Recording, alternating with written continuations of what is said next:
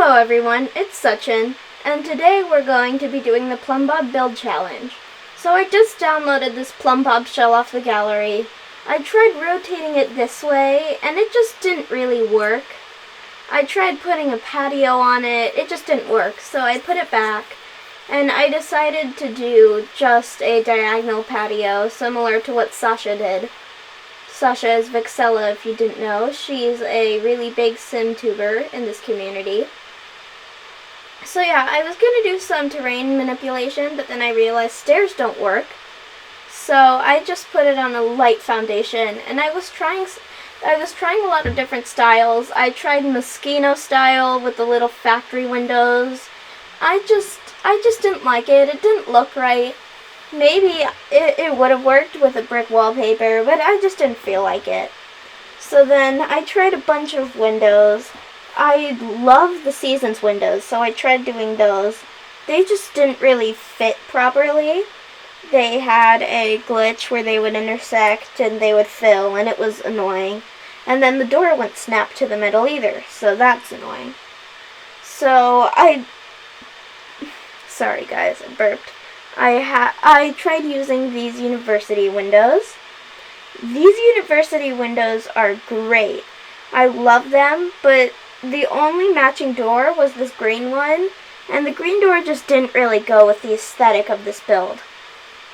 So I put in these windows, and they'll do for now, but you'll see I replaced them later with base game windows.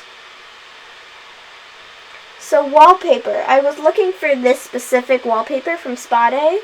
It has like this beautiful stone tile pattern to it. You guys should know how much I love tiles. I also love the wood tiles that came with Island Living.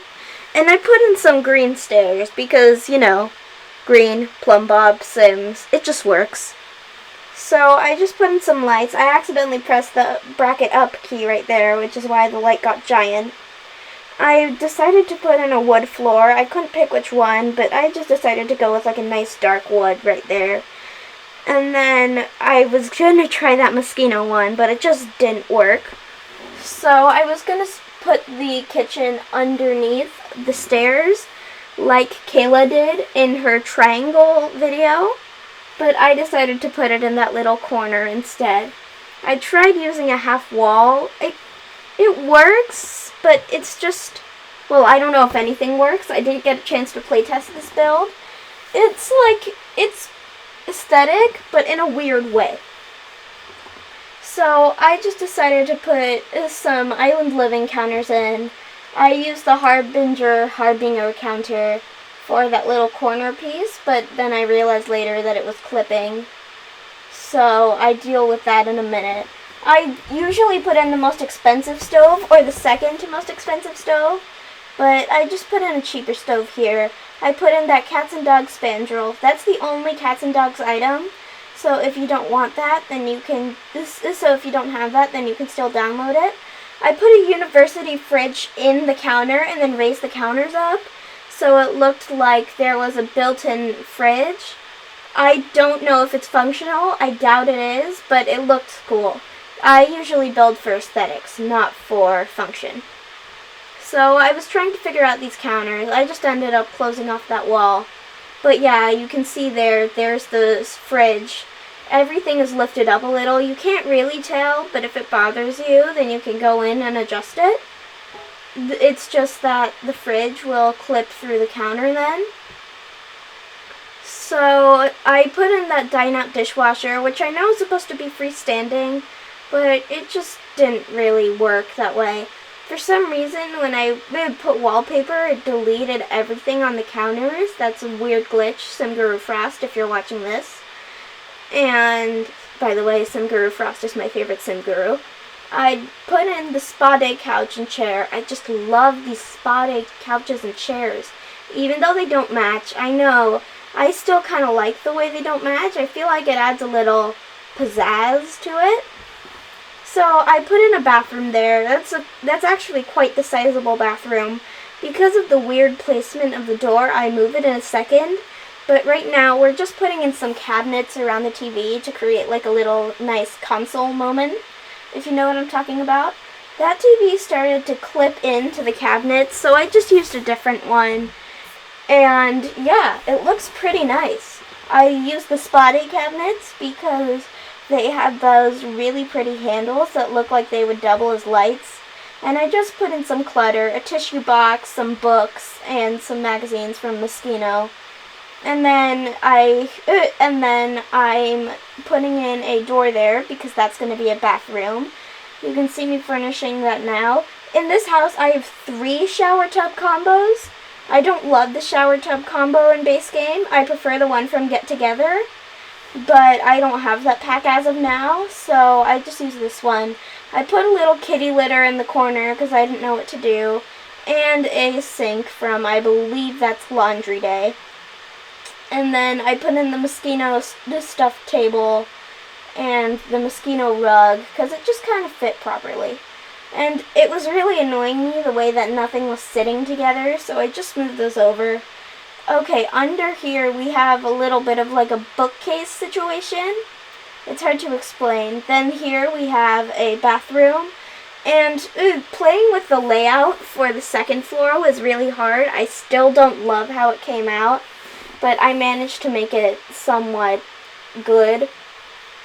Yeah, it's funky, but that's what you have to do when you live in a Plumbob house. So I know that most YouTubers like Sasha and Kayla made their Plumbob houses like green and themed green because of the Plumbob. But for me it was more a challenge of, can I make this look good in this odd shape? And spoiler, at the end it becomes less of a Plumbob because I add a big extension on the second floor. But I still think it's a Plumbob house because I started out with a Plumbob shell. So I decided to put in one little island counter there and then add on a sink. And then I put in the cheap toilet and also a nice little plant. So in here I'm putting in the second shower tub combo. Island living counters with that beautiful waterfall edge at the end. I love it. And then, like I said, these sinks aren't accessible. A lot of the things in this house aren't.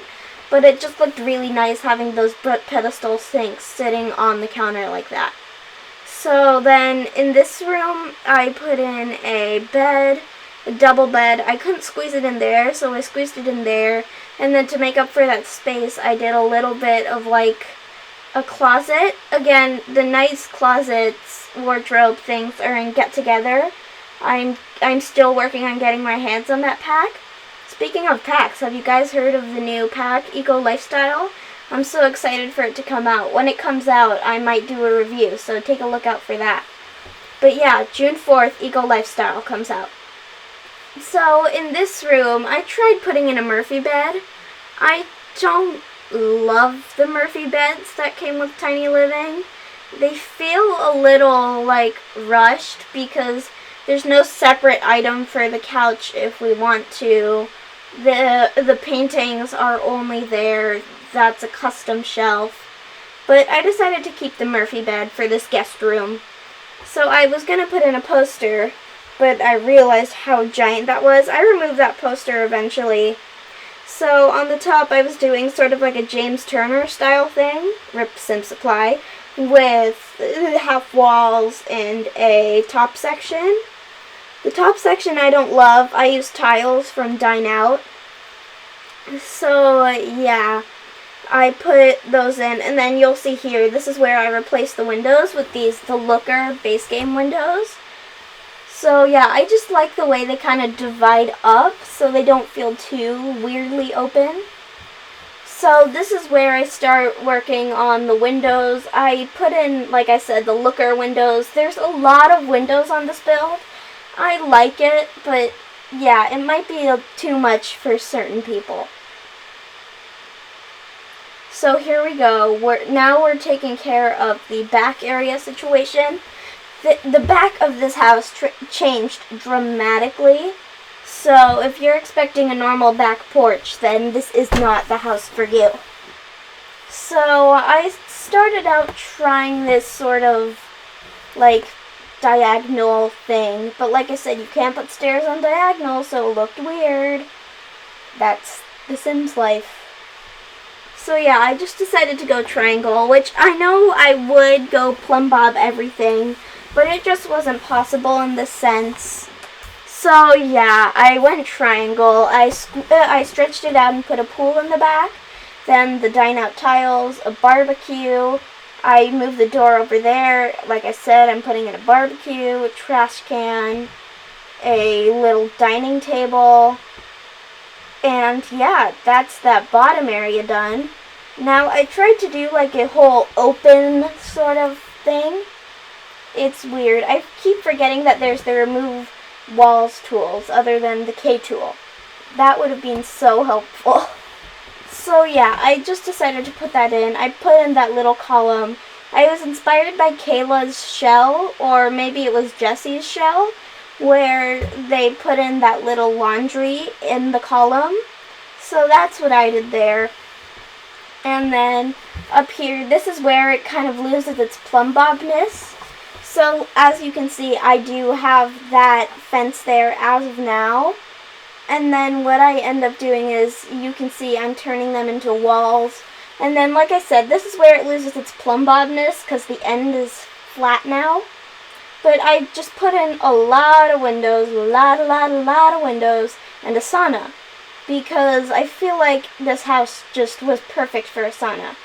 Again, I'm doing the whole James Turner half walls thing. Again, rip the Sim Supply. I don't need to keep saying it, but I will.